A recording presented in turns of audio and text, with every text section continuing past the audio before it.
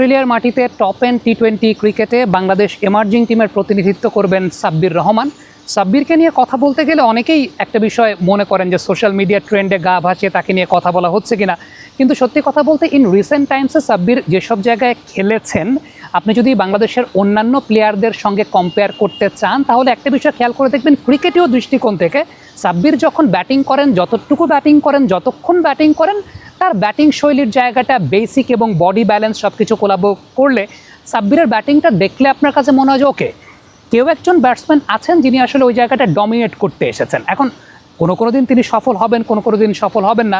আপনি last BCL one day ফরম্যাটটাও যদি চিন্তা করেন, সেই জায়গাটাও খেয়াল করে দেখবেন যে ইনিশিয়াল স্টেজ থেকে রান সাব্বির পেয়েছেন, বিশেষ করে ওয়ানডে ফরম্যাটটাতে একটু পরের দিকে 6-7 নম্বরে ব্যাটিং করে। আপনি এই বছরটাতে ঢাকা প্রিমিয়ার ডিভিশন ক্রিকেট লিগেও multiple number of matches Sabbir কিন্তু লাস্টের দিকে ফিনিশিং দিয়েছেন। মোসাদ্দেক সৈকত অবশ্যই তার টিমে ছিলেন, তারপরও সাব্বিরের ইনিংসগুলো কিন্তু আলাদা করে ম্যাচ উইনিং প্রেক্ষাপটে ভূমিকা রেখেছে। বিপিএলের পার্সপেক্টিভে যদি চিন্তা করেন না, কয়েকটা ম্যাচ বাদে সাব্বির যতগুলো ম্যাচে আসলে সুযোগ পেয়েছেন, সত্যি কথা বলতে সাব্বির টি20 ক্রিকেটে তাকে কিন্তু আমরা প্রমিনেন্ট হতে দেখেছি 3 বা 4-এ ব্যাটিং করে। বাট বিপিএলে আমি জানি না আসলে এই বছরের বিপিএলটাতে তাকে অলওয়েজ ফিনিশিং রোলেই দেওয়া হয়েছে, ডিফিকাল্ট সিচুয়েশনে ব্যাটিং করতে দেওয়া হয়েছে। বাট অ্যাপার্ট ফ্রম সাম ম্যাচে সাব্বিরের ব্যাটিং দেখলে কিন্তু বোঝা যায় যে তার মধ্যে এখনও সেই জায়গাটা আছে। সবচেয়ে উল্লেখযোগ্য ব্যাপার যে আমি কেন সাব্বিরকে অন্যান্য ব্যাটসম্যানদের চেয়ে আলাদা করে রাখি, সেটা হচ্ছে তার বডি ব্যালেন্সের জায়গাটা। আপনি খেয়াল করে দেখবেন, আমি যদি গত বিপিএল থেকে স্টার্ট করি, সাব্বির যখন শর্ট খেলেন আপনি তার ব্যাকফুটের ব্যালেন্সটা লক্ষ্য করে দেখবেন। ব্যাকফুট কিন্তু খুব বেশি নড়চড় করে না, ব্যাকফুটের ব্যালেন্সটা খুবই স্টেবল, এবং এই স্টেবল ব্যালেন্সের জন্য তার হেড পজিশনটা ওই রকমভাবে ফল করে যায় না।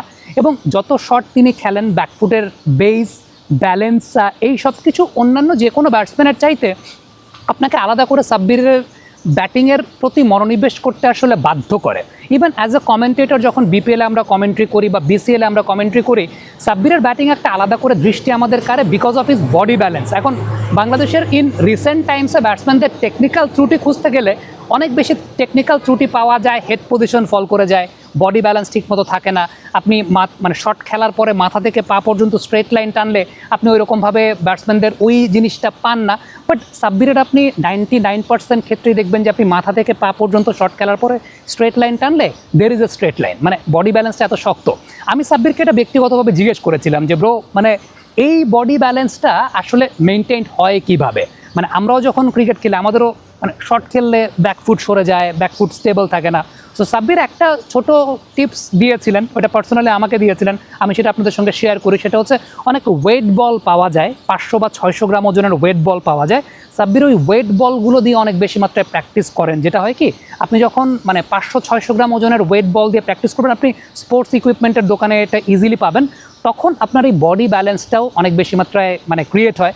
সাব্বির বডির লোয়ার পোর্শন নিয়ে অনেক বেশি মাত্রায় কাজ করেন, ফিটনেস নিয়ে কাজের জায়গাটায় অন্য অনেকের চাইতে সাব্বির সারা বছর নিজেকে ফিট রাখার চেষ্টা করেন, সেটাও একটা খুব গুরুত্বপূর্ণ বিষয়।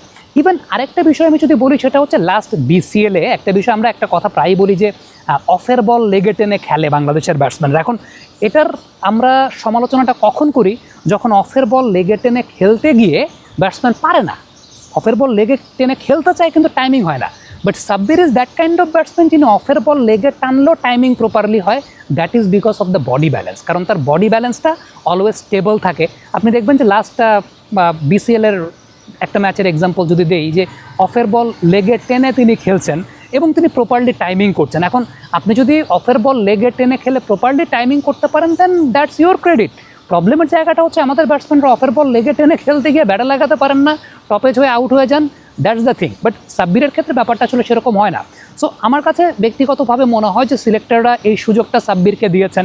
অলদো হি ইজ মানে আমরা একই বয়সী, 34-35, তারপরও সিলেক্টররা আসলে তার উপর ভরসা রাখছেন because of his fitness, because of his body balance, because of his batting স্টেবিলিটির জায়গাটা। এবং সবচেয়ে উল্লেখযোগ্য জায়গাটা হচ্ছে যে মানে আপনি একটা ব্যাপার আছে না, যে কোনো ব্যাটসম্যানকে যখন আপনি ব্যাটিং করতে দেখবেন, তিনি 5 রানও করুক 6 রানও করুক, মানে ব্যাটিংয়ের ধরন দেখলে আসলে বোঝা যায় যে কোন ব্যাটসম্যানটা কোন শেপে আছেন।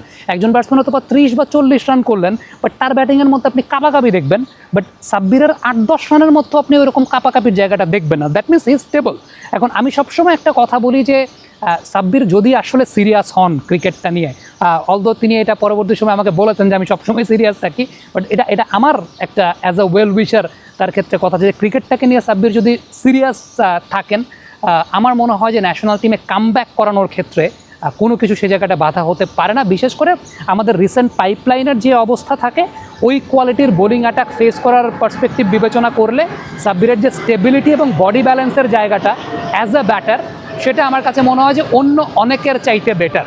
মানে আপনি যদি আমাকে 10 দিনের মধ্যে 8 দিন বলেন যে একজন ব্যাটসম্যানকে পিক করতে, আমাদের ডোমেস্টিক ব্যাটসম্যানের মধ্যে থেকে আমি সাব্বিরকে পিক করতে চাইবো, আমি মোসাদ্দেক সৈকতদেরকে পিক করতে চাইবো এই কারণে, অনেক তরুণ ক্রিকেটারদের চাইতে, বিকজ এই ব্যাটসম্যানদের ব্যাটিং দেখলে মনে হয় ওকে কিছু একটা দেখছি, কাপাকাপির জায়গাটা নেই, যতক্ষণ ব্যাটিং করেন কাপাকাপি না করে ব্যাটিং করেন। So that is the thing. I wish Sabbir top end টি20তে নিজের নামের প্রতি সুবিচারটা করবেন, যেভাবে আমরা বলছি সেই তথ্যের উপর সুবিচার তিনি করবেন। কমেন্ট বক্সে আপনাদের মন্তব্য মতামত জানতে চাই, লিখে পাঠাবেন।